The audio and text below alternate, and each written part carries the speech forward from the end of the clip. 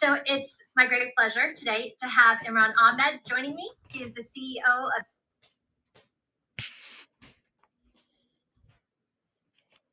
of the Center for Countering Digital Hate. He's the founding CEO of this organization, and is definitely recognized as a world leader on the social and psychological dynamics of social media, as well as what goes wrong in those spaces. He is regularly featured in the news media. He spent a lot of time thinking about this issue, everything from identity-based hate to misinformation, conspiracy theories, radicalization, extremism. He's based in DC, right, Imran? That's right. Yeah, but you'll notice an accent. He's from the UK, and he definitely spends a lot of time thinking about both the UK and the US, as well as globally some of these challenges that we have. So I'm excited. Thank you for joining us today. How are you doing? I'm good. I'm really excited about this, and it's a really interesting audience to be speaking to. It is an interesting audience. They've had great questions throughout the day, and I'm sure they're going to have some great more for you as we go throughout. But Imran, why don't you just share a little bit with our audience about the center that you founded and the work that you do, and how does it relate? Like, what's special about the work that you all do? Well, look, I mean, first of all, thank you for inviting me to speak, and thanks to those people who've stuck around to hear me speak. The Center for Countering Digital Hate was set up around 6 years ago. It was set up in the wake of a series of real-life earthquakes in our societies. And for me, at the time, I was in the United Kingdom in 2015, 2016, and we had two things happen politically which had never happened before. One was this sudden resurgence of anti-Semitism into British politics, which was really shocking and scary for me. I at the time was working in the UK Parliament, and remember sort of getting thousands of pretty wild-eyed conspiracist emails with anti-Semitic conspiracy theories. And the second was the resurgence of anti-Muslim and anti-Black hatred around the EU referendum, the referendum in the UK as to whether or not to leave the European Union. And people forget, but in that moment, there were all sorts of crazy conspiracy theories flying around, including one about how the election was being rigged so that we wouldn't leave the European Union. The sort of rumor that might seem familiar to some people now in the United States. And across the pond in the United States, things were happening as well. We saw a resurgence of an ancient kind of hatred. You will all remember the marchers who chanted, "The Jews will not replace us." But there were other things happening as well. And we saw a fundamental shift occurring in our societies, and we realized that it wasn't about left or right or UK or US. It was something that was happening globally. There was a fundamental shift in the way that we manufacture our understanding as a society of facts, of our values, of our social mores, our attitudes, our behaviors, what is acceptable, what isn't. And that was being driven by the fact that we were using social media increasingly to negotiate those values, those social mores, the corpus of knowledge that we believe comprises facts. This is a fundamental shift that's happened. It's happened in politics, it's happened in commerce, it's happened in mental health, in young people's experience of the world around them. And of course, that fundamental shift, that technology shift in how we communicate as a species is happening in science. Because 4.5 billion people now use social media. And that is, we are sort of, it's not just about the scale, it's also about the economics of communication. At a really simple level, every additional message to every additional person on social media has zero marginal cost, has a cost of zero. So you can send a message to 10 million people versus one person, and you can send 10 million messages versus one message, and it costs exactly the same. Zero in cents and dollars. And that's the nuclear bomb. That's the creation of potentially unlimited amounts of communications from virtually nothing. sorry, and if we are in that nuclear age of communications, then it's time for us to start understanding, well, what does that mean for every single institution in society?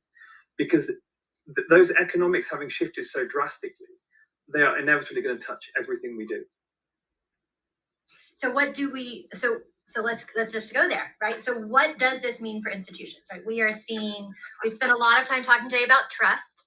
We've spent a lot of time talking today about declining trust across different institutions, whether that's the media or the government or scientists. At times we've seen data where we saw an uptick increase of specific scientists during COVID, right? And we start to see that waning at times. So we're in this ecosystem, as you are talking about, where the cost of sharing information is just minimal to none, and you can reach so many people, and it is having absolutely detrimental impact. So what does that look like through your lens of the impact you're seeing on different institutions? What does that look like? And then I want to get to what can we maybe think about correcting some of this? What are some roles that we can do to build that trust?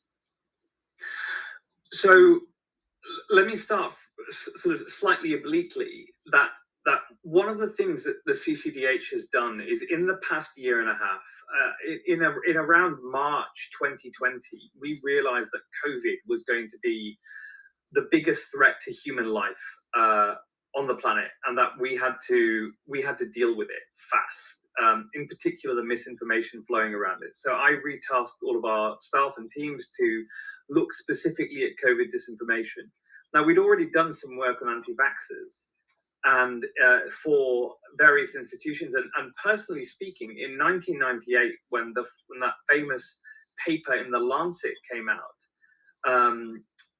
which falsely posited a link between MMR and autism, I was actually at UCL Medical School up the road from Andrew Wakefield at the time. So I remember it really distinctly. And so that battle with misinformation around vaccines in particular feels incredibly familiar to me, and almost like the story of my adult life. So we quickly retasked and tried to study those anti-vaxxers. We knew that they saw COVID as an opportunity to grow their markets, because they are fundamentally economically motivated.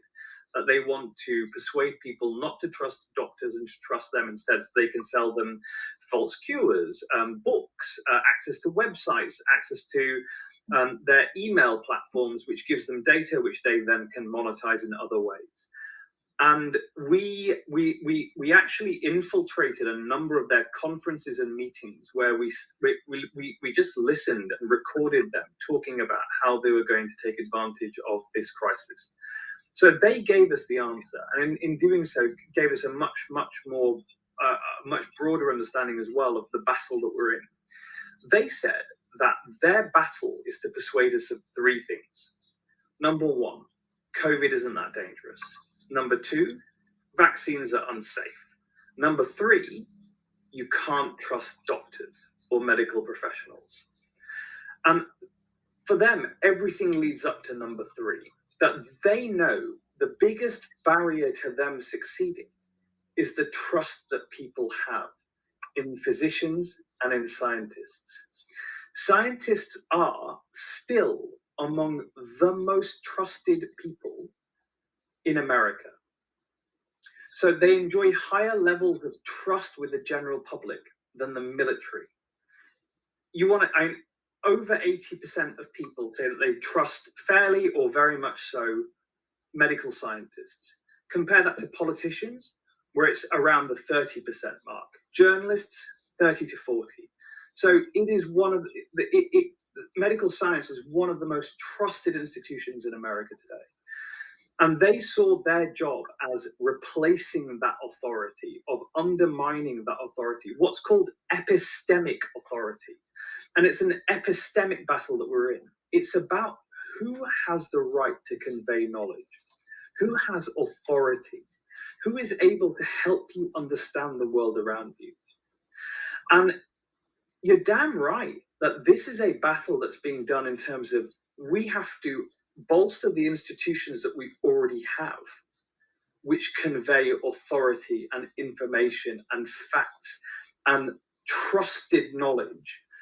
And And at the same time, there is also a job to be done to help to expose those people who seek to undermine the role of science, those that spread misinformation and lies, and to understand why they're doing that. And CCDH very much sees its role as being in the latter. Like, we have exposed the economic motivations behind the anti-vaccine industry, those people who seek to spread misinformation and lies about vaccines and undermine faith in doctors.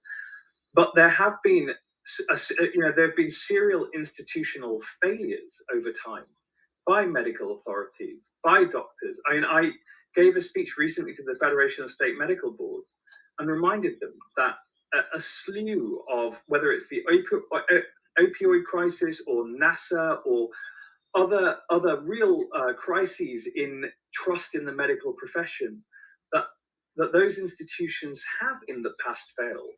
And unfortunately, social media has presented a route for people who want to undermine that trust to be even more effective and more loud and more visible than ever before at doing so. So what does that mean? It means that those institutions that do base themselves on science, that command authority among the public, they will have to double down on ensuring that what they do is protect their own integrity and convey their integrity and morality through everything they do. This is a battle for who has the right to persuade people.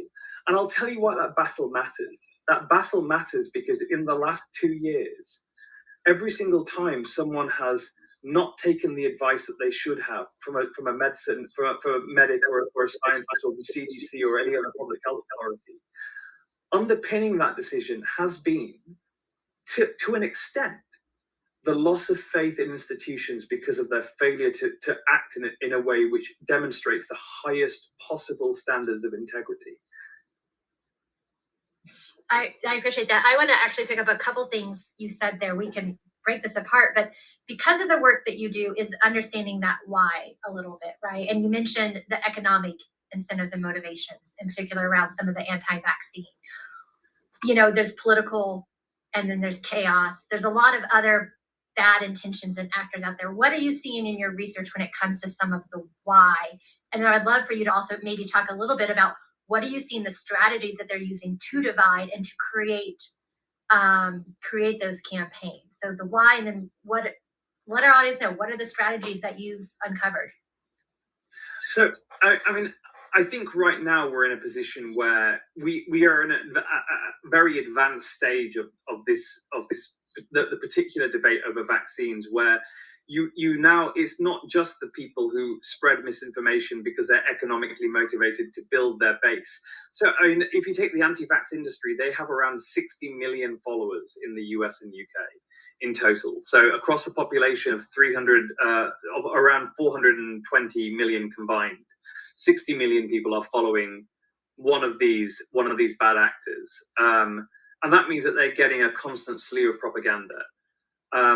You ignore the fact that the disinformation doesn't. So we found that 12 individuals produce the content that comprise that. So very often when people are spreading misinformation, they're not spreading their own personal opinions. They're highlighting an opinion from someone else. So it's not, people tend not to say, I think X. They say, look at this, which says X. And what we find is that the producers of that misinformation, there are super producers, and those super producers, 12 of them, are responsible for the content that comprises 65% of all shares of misinformation on social media platforms. And that was our report, the Disinformation Dozen. These 12 identifiable bad actors who are on all social media platforms. They're incredibly effective at using clickbait, at using other techniques, at using the dynamics that work on social media. And social media is not a level playing field. Facts don't do as well as misinformation on social media. And there is a quantifiable difference in how effective facts are versus misinformation. Misinformation is 6 times more likely to be spread, to be seen than good information. And there's research into that. I can explain in detail why that's true. On an engagement-based platform, emotion and surprise, and even our instincts to correct wrong information can the platforms don't care what that engagement is, whether it's people saying this is nonsense or people saying I agree. And so whereas the CDC, no one engages with the CDC's feed, and so it doesn't do that well algorithmically. Misinformation does incredibly well algorithmically. So these people know how to game that system to work for them.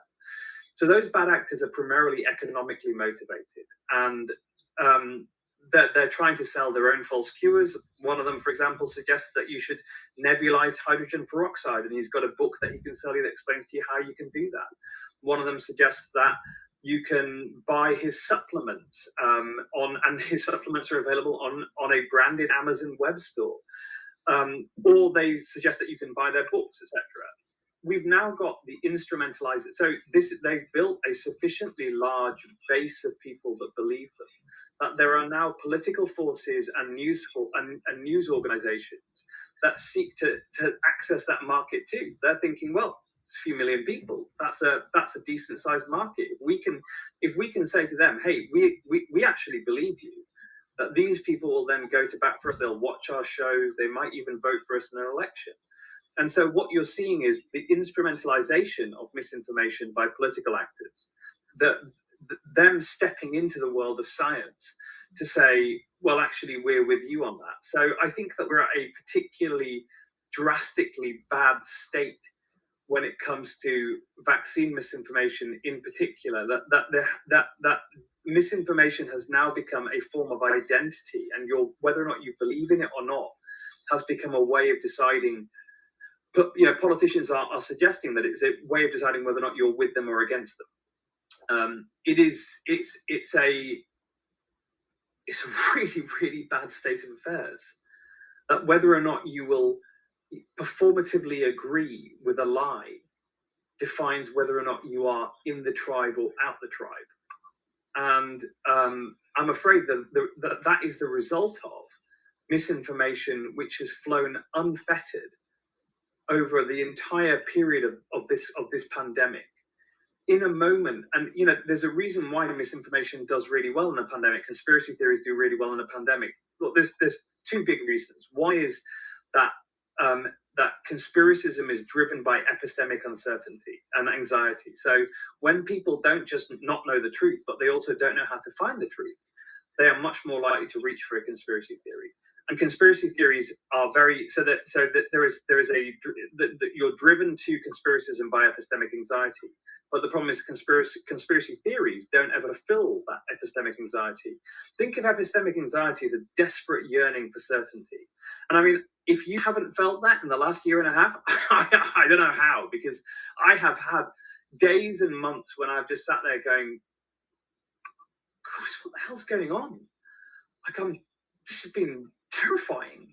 And of course, if someone comes to you with a theory that helps to explain it, you might just hold on to it just because you need some form of certainty. But it never fills it, because conspiracy theories fundamentally, at their core, are not based on a kernel of truth. They're based on a lie. They're based on a leap of faith. And that you believe this and suddenly you will feel better. And a leap of faith can never, ever fill that desperate yearning for facts. So people look for more and more conspiracy theories. They rabbit hole.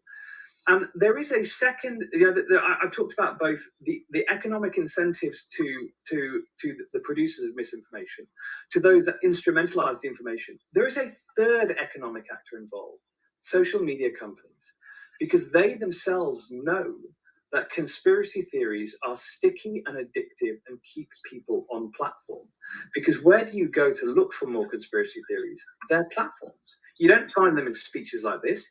You don't find them in the newspaper very often. You don't find them in a lot of places. You find a glut of conspiracism on social media platforms, and they found that content to be sticky. And so they have literally, over this crisis, done the least possible to remove that misinformation when they find it. And worse still, I think our single most important report, Malgorithm, was a study that looked at what do the algorithms promote in the midst of a pandemic. And what we found was that we found the algorithm on Instagram, which is the same algorithm that underpins Facebook, actually recommending conspiracism to people as recommended posts. So if you followed wellness, it would give you anti-vax conspiracies. If you followed anti-vax conspiracies, it would give you anti-Semitism and QAnon. If you followed anti-Semitic or QAnon accounts, it would give you anti-vax and COVID theories. So we have found a deepening and broadening effect of conspiracisms and extremisms driven by the algorithm's logic, because there is a third person making money out of this. You've got the bad act, or profiting economically or politically is a term I always use. You've got the bad actors themselves, the anti-vaxxers. You've got the politicians and news organizations that have sought to exploit the audiences. And the third is the social media companies, which God knows don't need the money. Mark Zuckerberg's worth $100 billion, and yet have nevertheless sought to profit from misinformation over this pandemic. Can you talk a little bit about social media? Because you and I really, right before I came on stage, I brought it up that there was, Facebook, now Meta, just had an article in the Washington Post literally an hour or so ago about them taking down global disinformation networks tied to, immigration, tied to Hamas, tied to, Chinese state groups. And you had shared some interesting thoughts with me. I'm wondering if you could talk a little bit about, like you're talking about these algorithms and the platforms and social media and their slowness. I don't know the right word, right? In actually taking off some of this misinformation. I just feel like it's been this really long, slow process and uphill battle. We talked a lot about First Amendment rights and other things earlier in free speech earlier in today. So what are some of your thoughts on the social media platforms and their role in actually trying to tackle misinformation, disinformation, conspiracy theories, etc., propaganda? This is an incredibly dense and interesting area. Like the philosophical and jurisprudential questions of First Amendment protections of speech on a social media platform are really, really interesting. But I can tell you where the courts are right now on that in a moment. But at a really simple level, social media companies are private platforms which have rules. They have community standards that we all sign up to. And those community standards say that you can't be racist, you can't be misogynist, you can't be homophobic, you can't spread misinformation about vaccines that might lead to human harm. You can't do a whole bunch of things. And yet the enforcement simply isn't there. You'd have to be incredibly naive to pretend that they're doing a good job on it. And truth is that you want to go on social media platforms and find brutal racism, you'll find it immediately. You want to find misogyny and hatred of women, of gay people, you'll find it very fast, as you will anti-vaccine misinformation. So keeping in mind that social media platforms outright ban anti-vaccine lies. So I'm not saying that they're arbiters of truth. I'm just saying that there are clearly lies about vaccines and misinformation. They fail to clean that up and enforce their own rules. Then they have done a pretty bad job at it today. And most of their activity to enforce their rules is performative for the headlines that it generates. So if you take, for example, disinformation, a piece of research which has been verified, corroborated, it was the Surgeon General cited it in his advisory on disinformation. President Biden used it when he accused Facebook of being killers. He says they're hosting these 12 people who produce 65% of the misinformation. Do something about it. They're breaking the rules. Get rid of them. If you guys want to do something. I can tell you that still today, they have only taken down 50% of their accounts. And these are people who serially post misinformation, telling people to inhale bleach, telling people that they shouldn't trust doctors, telling people that COVID isn't dangerous, isn't killing people. Which is lies.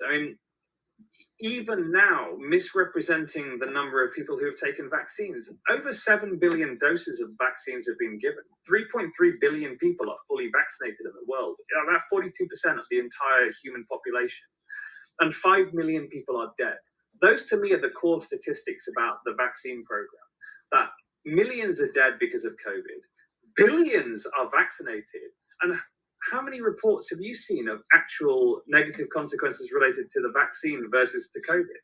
And of course, in reality, there's there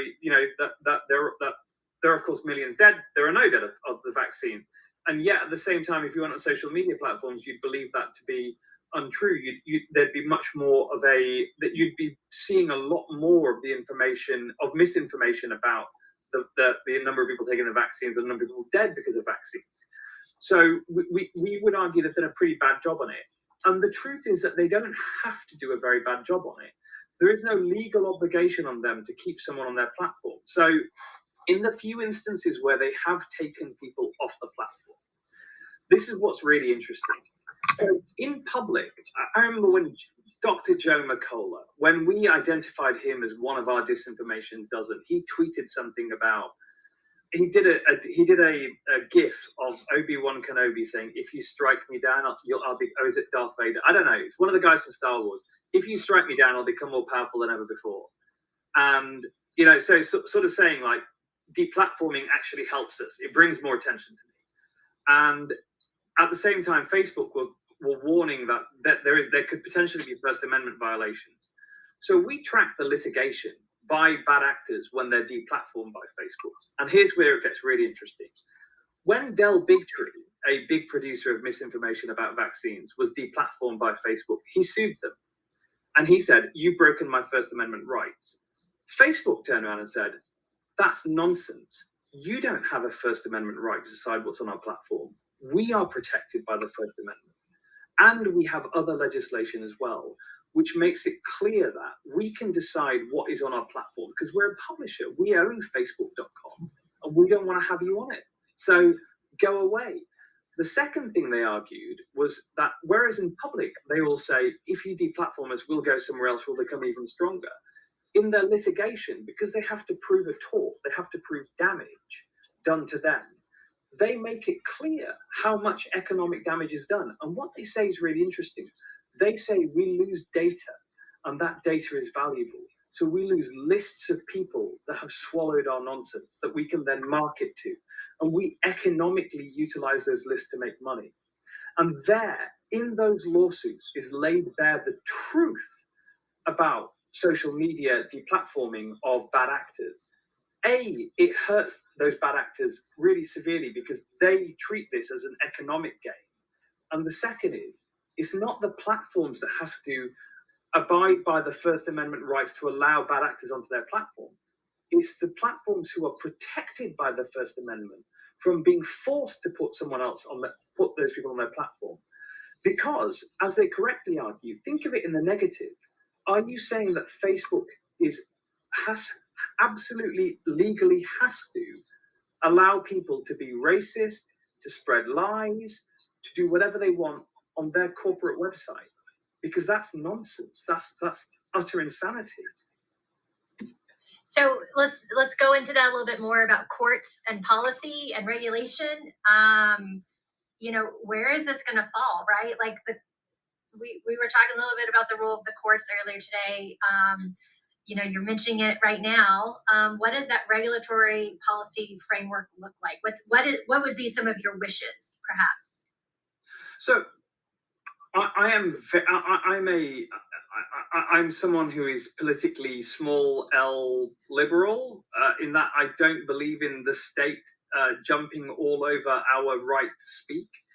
I think people should be allowed to think whatever the hell they want, and a robust debate's a really, really important thing in our society. The ability of people not to live in fear of the government deciding what they're able to think or say. And so I'm really anti-content moderation. I'm really, some European countries are really into defining what speech is allowed online. Germany, for example, has the NetzDG, which says that spreading Holocaust denial in Germany is a criminal act, and doing it on social media platforms, Facebook can be fined for it.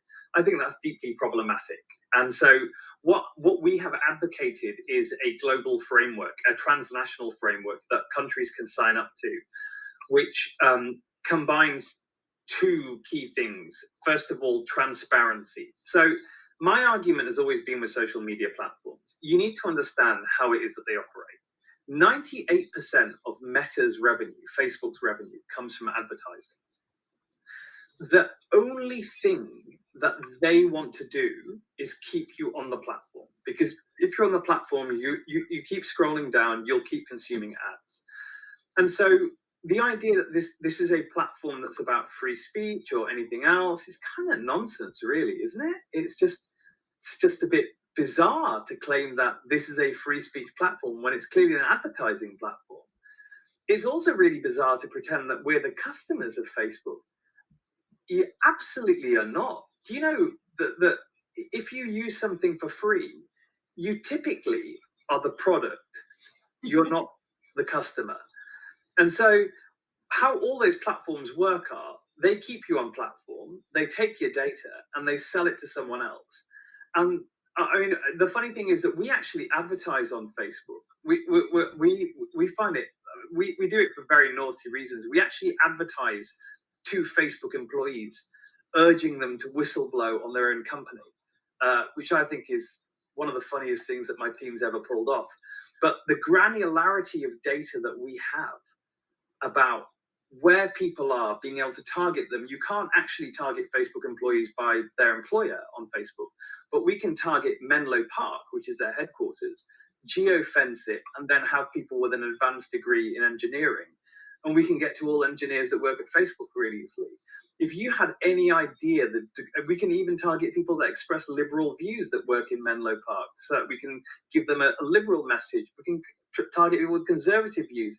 We can target people who are from a minority. So we can give them a targeted message. The amount of data we hand over to those companies is immense. And so we've always argued that instead of trying to transform the content on those websites, help people understand why that content is there. So we want transparency of the algorithms that decide what content wins and what content loses. And that means allowing people to understand how the content works. What is it that how is the playing field tilted, and why is it tilted that way? The second thing is enforcement. So people are taken off the platform every day, and people are not taken off the platform despite people reporting them and saying that they are spreading misinformation or lies. So in our experience, if you report misinformation to the platforms, only in about 1 in 10 of those instances do they take any action whatsoever, despite having rules of taking down misinformation. So we'd like to have transparency of enforcement. If you take someone's content down, tell them why. What rule did they break? So which of your stated rules do they break? And how do you consider them to have broken it? And if you choose not to respond to someone's complaint, tell them what rule did you assess it against and why did you not do anything? The third thing we want to have transparency of is the economics. And it's the economics that's key to this. If you go on Facebook, do you have any idea why those ads are served to you? You absolutely, most of the time, you really don't. What we are absolutely clear on is that if people understood what data they hand over to Facebook and Twitter and TikTok and other companies, how that data is then used by those companies, so they sell it to other companies and that's used to target them, that it would change the way that they perceive the relationship they have to that platform. So just imagine the next time you click on an ad that goes to you, it says, we used this data and you were able to see what it was that they were using, which doesn't just include your demographics, it also includes what things you look at, how long you spend watching a video. They are capturing data constantly on you, segmenting, putting you into models, trying to understand you so they can. I'm not trying to understand you because they want to be better friends to you, because they want to be better at helping other people to sell to you. And then understanding how you are then targeted subsequently. This is about changing perceptions of social media and really washing away this idea that these are free speech platforms. They really are not. They're advertising platforms that are being used by some people in a way that simulates a debate, but really isn't about a debate. They don't want a debate. They want you to argue, and that's different to having a debate. Because arguments are emotional and arguments keep you on platform. Debates tend not to. And the final thing we want are mechanisms for accountability. So when the platforms go wrong, and when they are, for example, when the outcomes of their algorithms are harmful to society, the outcomes of their business is harmful to society, we want a way of fixing those. And every industry produces harm. It's not about, I'm not saying social media is all terrible. It is absolutely amazing. So I live in Washington, D.C. I actually got married a few weeks ago, Where did I go to post the pictures for my family who are in Manchester in England and couldn't be there to see? Social media. Where did I go? And over the last year and a half, when I've been away from my friends because I moved to the States in July 2020, how have I been vulnerable? How have I felt love and succor and friendship and empathy? Social media. I mean, these are amazing platforms. How do I communicate with people from all over the world? How do I get the message out? Social media, of course. These are fantastic platforms, but it creates some harms as well. Every industry does it. Think about hydrocarbons, what they have allowed us to do as a society, the evolution in our societies, and at the same time, the harm of climate change. Well, of course, look, there are harms, and that's when you impose costs for the negative externality in the economics, for the negative consequences of economically productive behavior. And that way you start to disincentivize their production, because social media companies could do something about it. But at the moment, under US law, and this is completely bizarre, there is a weird US law, Section 230 of the Communications Decency Act 1996, which was passed before social media even existed, but profoundly affects social media. It says that no internet platform can ever be held liable for any harm created which is the result of a third party acting on their platform, which is bananas in the social media age. And yet, in the 25 intervening years, has not been amended really, apart from a tiny bit to deal with child sexual exploitation. And there's a whole slew of bills that are coming up now in the United States. Many other countries are already legislating, which seek to both create transparency and accountability. So at the very least, we know what are the terms on which we are having this debate, and why is it? What are the economic incentives for destroying trust in the medical profession and in science? Yeah. I will say we chatted a little bit today about emotions for sure, right? These emotions are great ways, like you shared, to connect, right? And at the same time, it's also where there's opportunity for bad actors. I want to take you in one final direction here before we kind of try to wrap up your conversation. This has been awesome. Congrats on getting married. But you had said something earlier, which I'm hoping maybe there's some positive and some hopeful thoughts that you have to build on this, about the idea of, it was science and it was scientific institutions, and the idea of protecting and owning that integrity and morality. And then we've alluded to when there's uncertainty, particularly perhaps around COVID as we've experienced. Science is this process. It takes time to unfold and to increase our knowledge of something. And when there's uncertainty, while that works well for the science world and the scientific thinking and everything, like you said, that also presents potentially some bad opportunities for conspiracy theories to grow in that space of uncertainty. So what are your thoughts on the future? We are science and policy, I appreciate you bringing a lot of science angles to some of the work that you do, even though it's much broader than that. So when we want science to maintain that integrity and that morality, and to be that guiding force of helping us think critically about facts and our state of knowledge and understanding these challenges, what should we be doing when there's that uncertainty, right? And there's that vacancy. What can scientific institutions and other trusted institutions who are trying to push out factual information, how can they fill that when there is uncertainty? So, I mean, that question of maintaining the integrity of institutions is vital, and that's why renewal, and why new leaders coming forwards, and the next generation of leaders are understanding the battles they're in, and understanding the centrality, the urgency, and the human cost of a failure to act in a way that shows the highest levels of probity and integrity is vital. But this is a different, it's not just about the normal levels of integrity. This is a sea change, and the salience of integrity and perceived integrity has changed remarkably. First of all, because you're going to be under assault from people who are able to spread lies and misinformation really easily and actually are given the advantage. So we do actually need to win the systemic battles. Like, you can't win when the playing field is so badly tilted against you. But let's just assume that everything works at the same time and that we have systemic change, we can persuade, we can do damage to the bad actors. How do good actors have to behave? I remember speaking to Bobby Shriver, who's JFK's nephew, and we were talking about specifically this battle of how institutions maintain their integrity. And I told him my metaphor of the nuclear age of communications, and he just incredibly, it's one of the most thrilling conversations I've ever had. But he talked about his uncle, about John F. Kennedy in the bunker, in the Cuban Missile Crisis, and getting advice from this admiral and that admiral and this general about what to do. And he realized in that moment that all the advice, all the old ways of thinking weren't effective in the nuclear age. That you had to reconstitute your understanding of what it means to be a leader in that moment, of what it means to be an effective strategist and tactician, of what it means to be an effective communicator.